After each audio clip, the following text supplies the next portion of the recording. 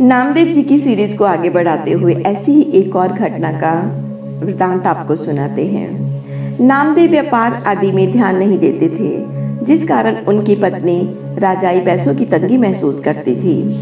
एक बार उन्होंने यह बात अपनी सहेली को बताई कि मेरे पति कुछ कमाते नहीं हैं, अतः घर में ऐसी ऐसी दिक्कतें चल रही हैं। राजाई का दुख सुनकर उसकी सहेली ने कहा कि मेरे पास एक चमत्कारिक पत्थर है, ये बड़ा सौभाग्यशाली है। जो लोग इसको घर में रखते हैं उनका व्यापार बहुत अच्छा चलता है, उनके घर में किसी भी चीज़ की कमी नहीं रहती।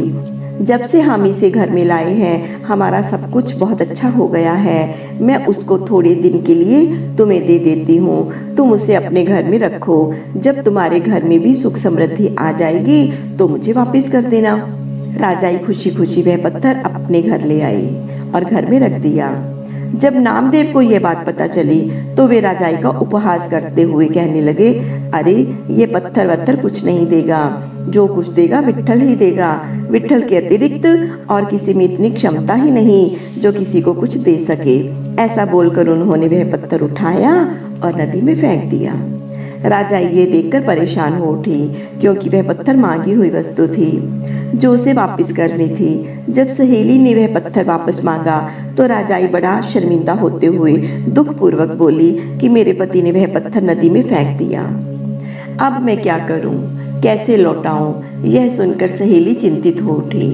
अरे तुम ऐसा कैसे कर सकती हो, वह हमारा सौभाग्यशाली पत्थर था। अब मेरे पति मुझे बहुत डांटने वाले हैं और मुझे यह बात उनको बतानी ही पड़ेगी। सहेली ने अपने पति को सारा वृतांत कह सुनाया। वह बहुत क्रोधित हुआ और नामदेव से आकर लड़ने लगा। वह बोला, जैसे भी हो तुम मुझे वह पत्थर ला कर दो। नामदेव बोले, मैंने तो उसको नदी में फेंक दिया, अब कैसे लाऊं। मगर सहेली का पति जिद पर अड़ गया। कोई और उपाय न देखकर नामदेव पत्थर ढूंढने के लिए नदी में कूद गए।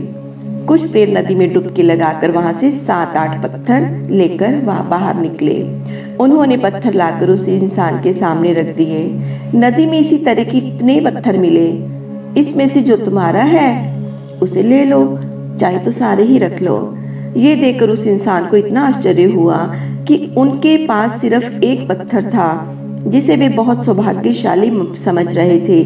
मगर नामदेव तो इतने पत्थर ढूंढ कर ले आए और इनको इसमें कोई फर्क नहीं पड़ रहा है। नामदेव की संगत में रहकर आगे चलकर उस सहेली का पति भी भक्ति के मार्ग पर चल पड़ा। बोली श्री विट्ठल भगवान की जय, बोली श्री नामदेव जी महाराज की जय।